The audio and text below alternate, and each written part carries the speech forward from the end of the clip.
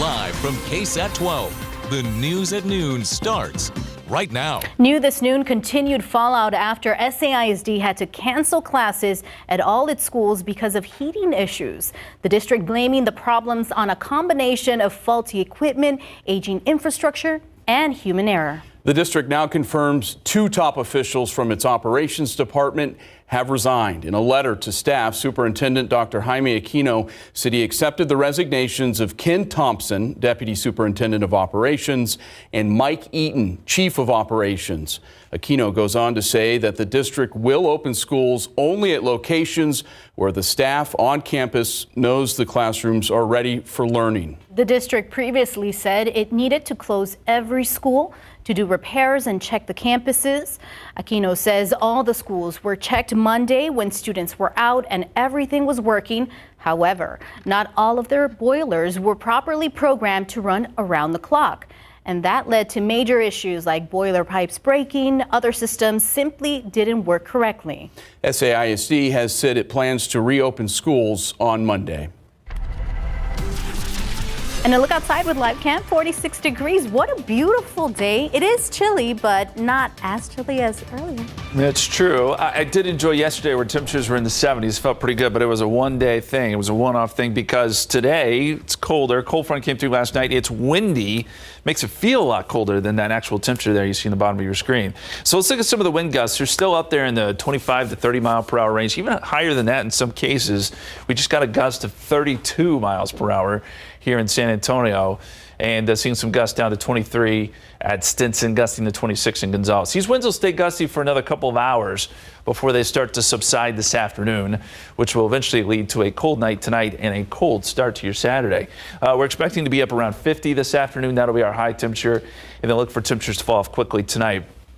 With clear skies, we'll drop down into the 40s and eventually 30s by 9 o'clock, on our way to 20s by tomorrow morning. So another hard freeze here in San Antonio. That's one of our weather headlines here. Clear skies, mid-20s tonight. Then as we get into the weekend, it'll be chilly. Clouds will roll in tomorrow afternoon. 40s both Saturday and Sunday.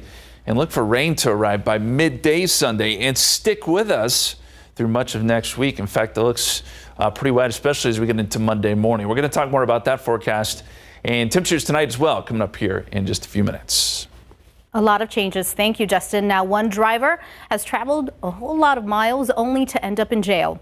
He's accused of leading New Braunfels police on a wild chase into San Antonio, spending about 30 minutes crisscrossing local highways and city streets. Katrina Weber tells us why police say the van he was in was full of surprises.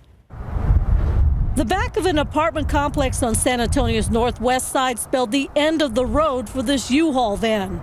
Before the sun even came up, it had crossed a lot of miles, most of those ahead of police cars in pursuit. While SAPD ultimately found the van here in the 3400 block of Oakdale, it was New Braunfels police who were chasing it. Here in San Antonio alone, the chase went on for more than 30 minutes, back and forth across 3 highways and several city streets.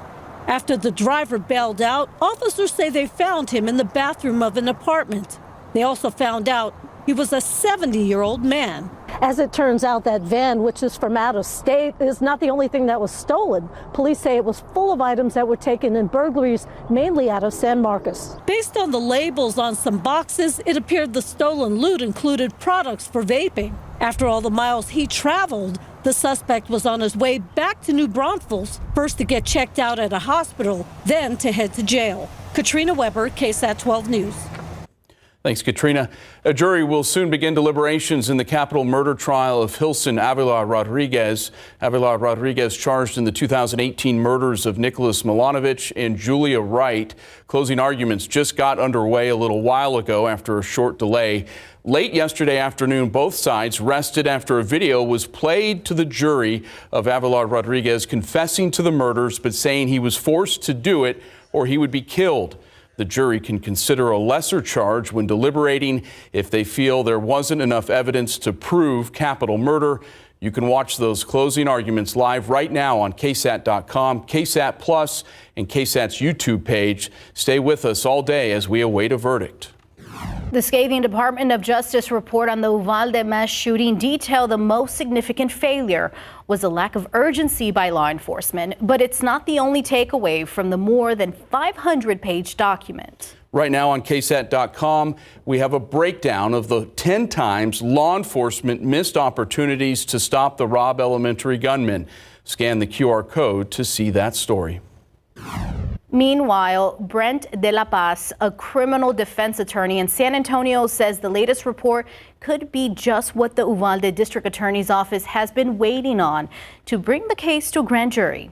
A grand jury would meet in secret, hear the case, and decide if there's enough evidence to file charges. De la Paz says the statute of limitations on some personal injury and misdemeanor charges is quickly approaching, but there's still a bit more time to file felony charges. I think it's been pretty clear who some of the targets are, whether or not they will actually be charged. That's a local decision. De la Paz explains that even if or when charges are filed, it may take a long time to bring a resolution to this case. It can be extremely tough hearing all of the details in that report. Marian Sokol is the CEO of the Children's Bereavement Center. She says people often feel powerless after tragedies like the one in Uvalde. But instead of worrying about what you can't do, she recommends you focus on those you can help. Some people will just be depressed and withdraw and not feel joy anymore. And they do need help. They do need counseling. Others will be numb to it. If you need help, you can get it at the Children's Bereavement Center or the Ecumenical Center. United Way's 211 Healthline also offers assistance 24/7. A 31-year-old man faces life in prison after pleading guilty for his involvement in the June 2022 migrant tragedy that left 53 people dead after they were smuggled in a tractor trailer. Riley Covarrubias Ponce was part of a group that was transporting a group of migrants from Laredo to San Antonio. The truck stopped on Quintana Road and the migrants were left in the trailer without ventilation or water in the summer heat. 47 adults and 6 children died. San Antonio police responded to a wrong-way driver that crashed on Interstate 10 overnight. According to an officer, just after 2 a.m., a wrong-way driver was reported on I-10 near Burney Stage Road. Police say the driver made it all the way past Loop 410 and finally crashed head-on with another car just before Vance Jackson. The 34-year-old wrong-way driver was assessed for possibly driving while intoxicated and later arrested. He has not been identified. The driver of the other car was taken to a hospital as a precaution. The latest cold front has moved through, and a local nonprofit is making sure local seniors are prepared with a winter storm kit. We show you some of the items in the kit and how you can help seniors coming up. This weekend, crews are back at it again, continuing a construction project on the northwest side. That means some major road closures still ahead. RJ Marquez explains what you need to know to avoid that traffic this weekend.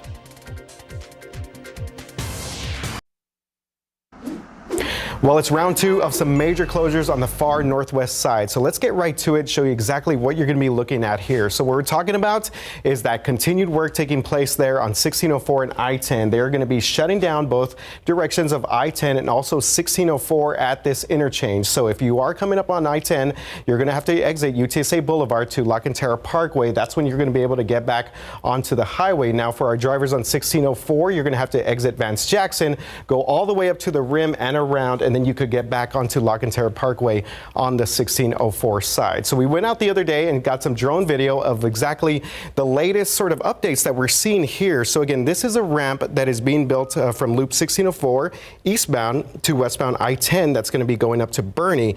And what TxDOT is doing and construction crews, they're going to be hanging more beams this weekend, of course, if the weather allows. This closure is going to be in place through 5 o'clock Monday morning, and they're going to continue with this at another closure next weekend as well. So obviously you see these beams are going up right now. There's a lot of work taking place there. So if you can avoid the area, make sure to do that. We have more information on KSAT.com. We come out real quick here to our maps. All right, and again, just one more reminder, 1604 I-10 completely shut down through the weekend. Hopefully we could get things back open at 5 a.m. That's what TxDOT is saying on Monday. So just avoid the area if you can, if possible. Stay safe out there.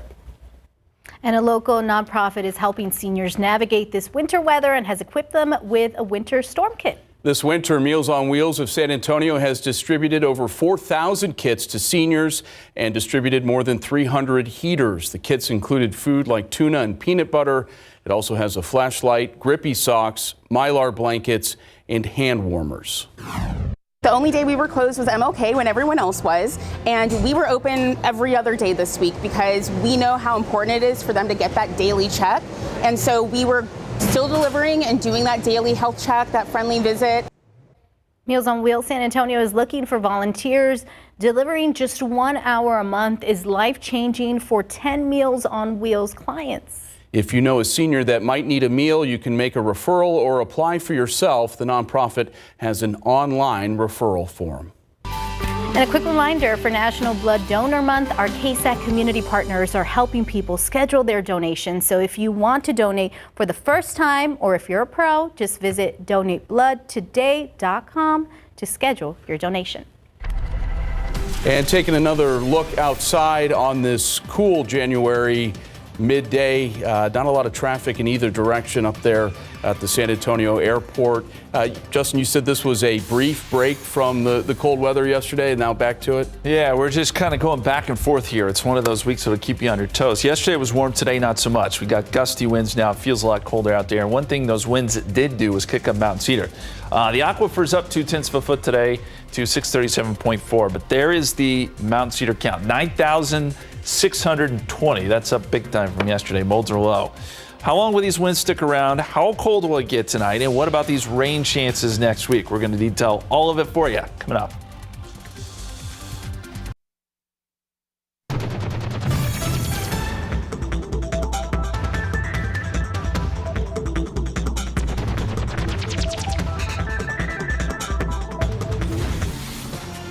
Welcome back. It's been a roller coaster week. Yeah, we had a lot of cold weather for a few days, and then the winds kicked up overnight, but not before. It was a little bit warmer finally in San Antonio. Today, very windy. Yeah, today's windy and cold. Yesterday we were in the 70s, and it feels like a lifetime ago that we were dealing with ice, but that was earlier this week. We got a little bit of everything this week, and the weekend's going to be a little chilly. I'll warn you there, with temperatures in the 40s both days. Let's go outside for you right now. It looks nice, but those winds have really kicked up. They kicked up the Mountain Cedar, as we said. And temperatures right now still in the 40s, 46 at the airport, but it feels like 38. You got to factor in that northerly wind at about 20 miles per hour. New Braunfels at 46, Seguin 47, Bernie and Kerrville both in the low 40s right now with wind chills in the mid 30s. And that's really the case for most of the area. You're going to get these wind chills continuing throughout much of the day because we don't really jump out of the 40s. We may get to 50 briefly, but that's it. So it's jacket weather all day long. KSAT 12-hour forecast, 50 at 3 o'clock. That's likely our high. Then we'll see those temperatures slip down fast tonight. So if you have Friday evening plans, you definitely want your jacket. Temperatures will be in the 30s by 9 o'clock, and it will feel a little bit colder than that. Winds don't completely die down, so we're still talking about a wind chill even at 9, 10 o'clock tonight. Eventually, we get all the way down to 25 by tomorrow morning. Another hard freeze here in San Antonio. This is probably not pipe bursting weather. It's close, but not quite. But just to be on the safe side, you may open some of the cabinets. Keep the outdoor spigots covered. 21 Bernie, 20 in Kerrville, 26 in Elmendorf. And we'll start off with clear skies here Saturday morning, and that's one of the reasons it will be as cold as it is. But then things begin to change late on Saturday. We start to see clouds shifting in, and that will kind of lock in the cool air. 45 is what we're expecting on Saturday. I'll call it mostly cloudy because it becomes overcast late in the day. And then Sunday, it's a cloudy day. Showers start to move in, and that will keep temperatures pretty chilly too. 42 on Sunday. So as you plan out your weekend, know that it will be fairly cloudy and cool. Forecast showing clear skies tomorrow morning. This is 7 a.m. Not much there, but notice by midday the clouds start to build, and then they really start to thicken as we head into dinner time tomorrow. No rain on your Saturday, but as we get into Sunday, it does begin to change. I think as early as midday Sunday, you'll start to see a few showers. Now, you'll notice there's a little bit of pink there. Does that mean we're going to get wintry weather? There is a very small window for that. I think a midday Sunday in the hill country, and even if we do see it, I think it will be of little consequence. We'll watch it, but I don't think that's a big deal. The bigger story is going to be the rain that picks up in intensity as we get into Sunday night, and I think by Monday morning, we could be talking about thunderstorms. This is midnight. going into Monday, and this does show some showers and possibly some lightning and thunder. Severe weather's not really expected, but some good heavy rain in spots, certainly a possibility. So here's a look at our rain chances, and they peak Sunday night. So know that the Monday morning commute will be wet and damp. We'll probably have wet roads, probably some puddles too, depending on how much rain we get. And here's the other good side to all of this active pattern is we're going to get a 40% chance of rain through much of next week. So this stays pretty active. We get sort of a parade of storm systems that come through, and that keeps rain in the forecast. So when you put that all together, and this is an aggregate over the next 7 days, we're talking pretty good rainfall totals east of San Antonio, up to 5 inches in some cases. San Antonio, I'd say up to 2 inches. Now, this is over 7 days. This is not all at once. But this would help to eat into that drought. And then out west, lower numbers, maybe up to an inch, but still healthy totals when we're talking about the fact that it's been dry for so long. So 45 Saturday, 42 Sunday. We'll go 59 Monday with that good chance of rain early. And then lots of clouds and decent rain chances Tuesday, Wednesday, and Thursday, with highs staying in the low 60s. So our pattern still all over the place. Busy 7-day forecast. You want to keep tabs with the KSAT weather app and check back with us often, guys. So enjoy the outdoors today and tomorrow, because there'll be rain. Pretty much, yeah. Thanks, Justin. Yeah. Thanks, Justin. Well, we survived the Arctic freeze this week, but did your plants, after the break, what you can do to bring some life back to your garden?